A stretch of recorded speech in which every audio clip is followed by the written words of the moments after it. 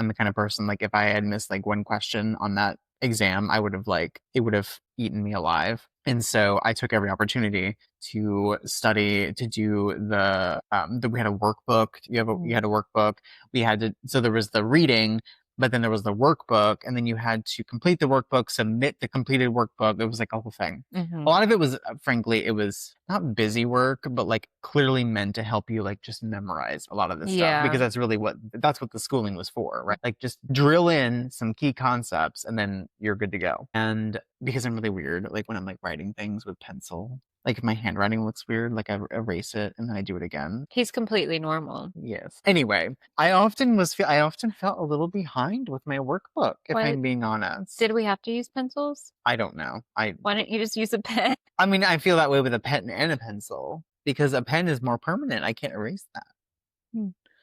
Anyway, the point being that everybody had left the classroom to go to lunch, and I was sitting there by myself in the room. Writing the same thing and then erasing it and then rewriting it. Probably. And I was just in my little corner, because like my like how you the treatment table, like you get assigned a treatment table, and like that's your table. And Miss Lisa, bless her heart, is like, I'm going to teach you how to run a business, because this is a business.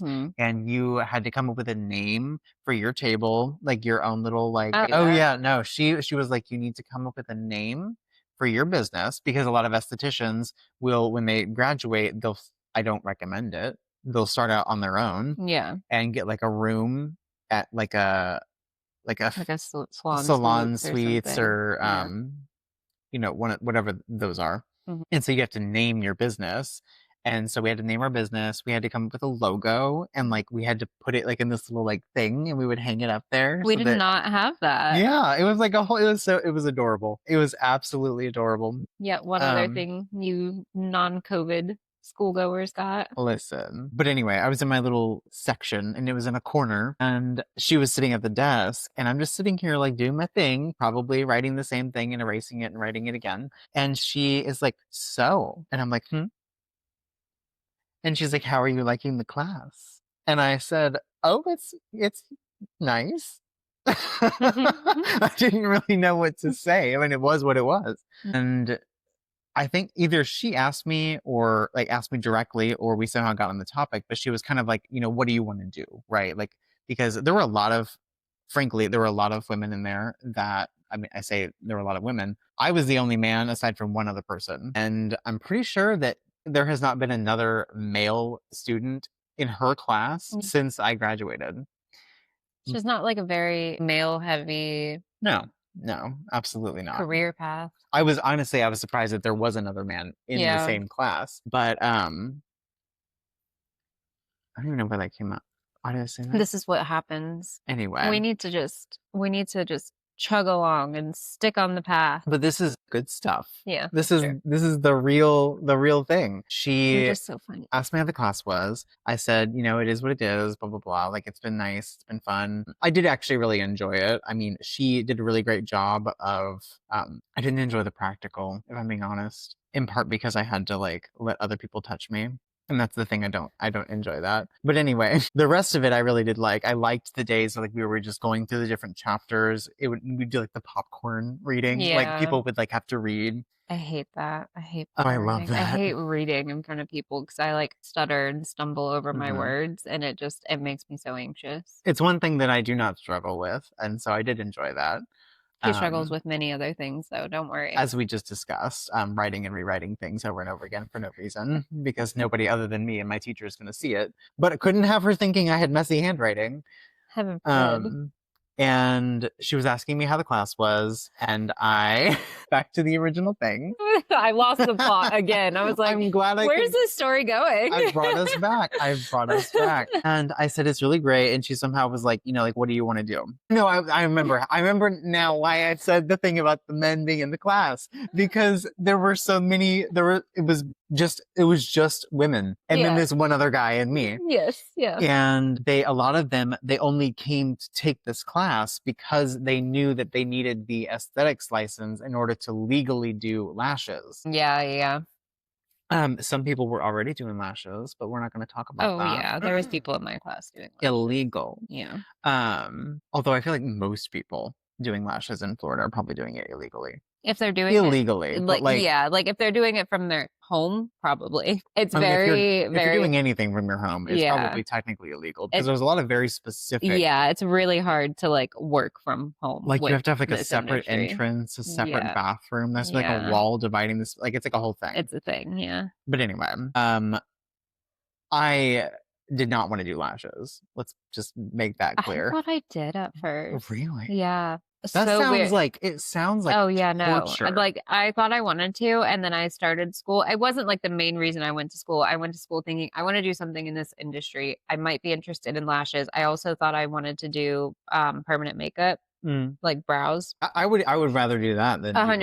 lashes. But I was like, maybe I could do them both together, whatever. And then I was in class one day, and one of the girls, 19-year-olds, that was illegally doing lashes on the side. Mm. Also, As like, you do. we don't care. Like, you're probably doing a great job. And as It's long as you're like being clean about it, but some of the best lash artists, I'm sure, are doing it I'm illegally. sure very talented people And I'm not here to do don't that. care if you're legal or not in many different ways.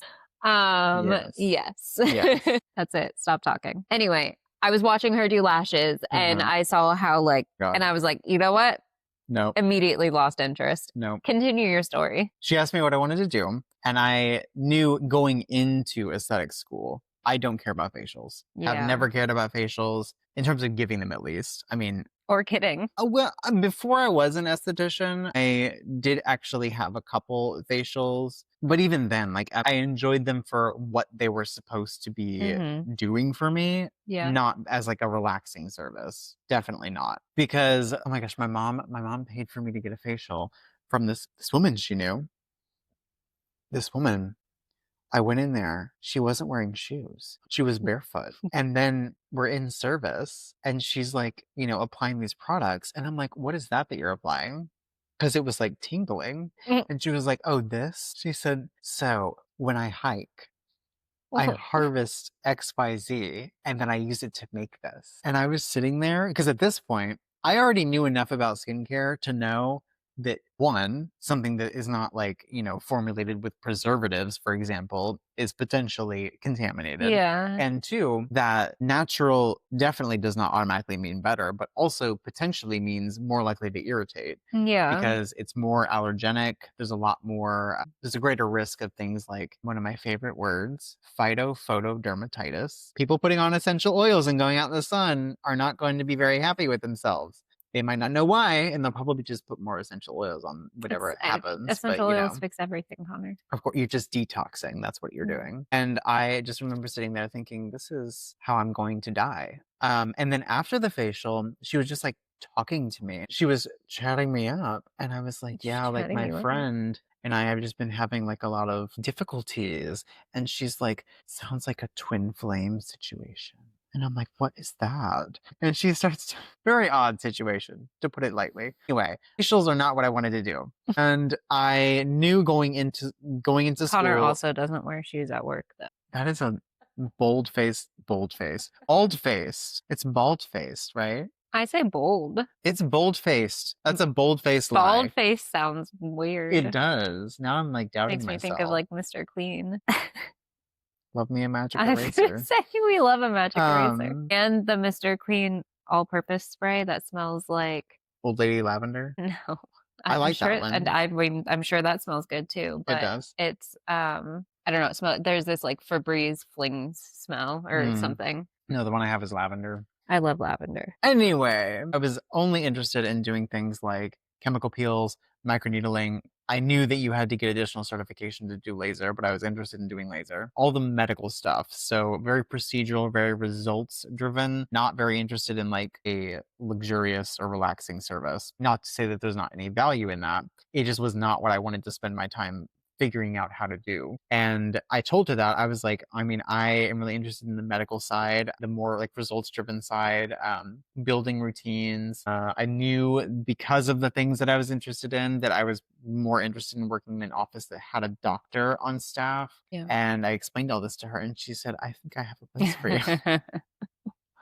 Of course she Lo did. and behold. And she asked me to prepare a resume, like an updated resume. She gave me this like template that she thinks has like magical powers. And it very well may, because I didn't not get the job. But anyway, I sent the completed resume following her template to her, thinking that she was gonna like have a conversation with me about like, oh yeah, like this looks good, but like let's tweak this, blah blah blah. Hmm. My response, or the response that I got from her to me sending that resume was, yes, I've sent it. And I said, oh. Well, it's a good thing that I, similar to how I was with the workbook, looked at that 20,000 times to ensure that there were no typos or anything else. And I I, mean, I don't think anybody would have noticed if there was type. they probably would not, but alas, I nevertheless will worry about these things. And then I got the interview, went, and I have since learned that I was over enthusiastic and tried too hard because Which just I really did want that job it tracks. because what do you mean? It tracks. It's just who you are. What? When you want something like that, you're like, oh, I have to make sure that I'm like, I have to make sure I sound smart, you know, like, Yes, have to make sure. Because heaven forbid they don't think that I sound smart. But I knew, so different than you, I did know that, and at that point, I mean, part of the reason why you probably agreed to do the interview was because at that point you had learned that it's not uncommon for aesthetics practitioners to start at the front desk and then like you just gradually mhm. begin taking on clients. And so I knew that. Like I had expected to be working the front desk as a first job out of school. So the fact that it was technically a receptionist position, it wasn't really like a problem for me. Yeah. I just wanted to make sure I had a job in the industry. And I got the job and started working there while I was in school. So, and I was still working At Starbucks. part-time, yeah, as Yeah. a barista. And so when I was in school, and I also did school full time. I would finish, like it was like 3:30 or something like that. Mhm. I would finish that, change out of my scrubs, and then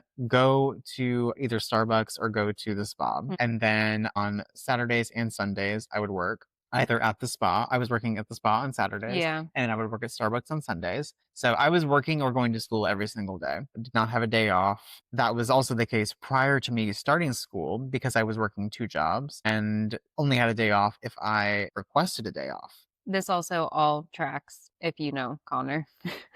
I'm crazy. Even when he's not at work, he's at work or he's working on his side business. Your Side mommy business. texted you. She did. My esthetician mother, who prefers beef tallow to sunscreen. There is a beef tallow sunscreen now. It's all over TikTok. Yeah, she uses it. And speaking of that beef tallow sunscreen, I don't recall her name or her username offhand, but she is a cosmetic chemist and she's on Instagram. And she took that sunscreen because she was like, people keep talking about this sunscreen, this beef tallow sunscreen. I'm gonna find this sunscreen and put it in here. I think it's called like Sun and Soul or something. Yeah, I don't Something know. like I that. have It no looks clue. very natural. Is it the same one that I'm seeing that like it looks like it comes in like a like spray bottle, like you know those bottles that people have at like the farmers market of their like at home beauty products that they made.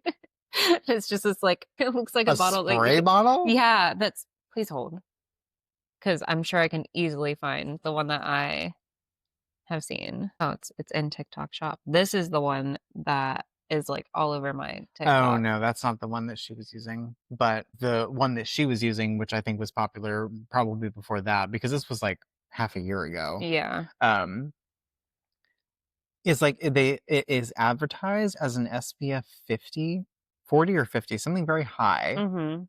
And as we talked about in our first episode, when you have a sunscreen that uses zinc oxide as its primary filter, getting an SPF 40 or 50 is very challenging. Not because it can't be done, but because by the time you get that high protection, nobody wants to use the product because you're just adding more and more insoluble like powder basically into this product. So it gets more pasty, it gets more white, it gets more awful. And this one is neither pasty nor uncomfortable, but it's allegedly SPF 40 or 50 or something. Mhm. This cosmetic chemist was like, this doesn't make any sense.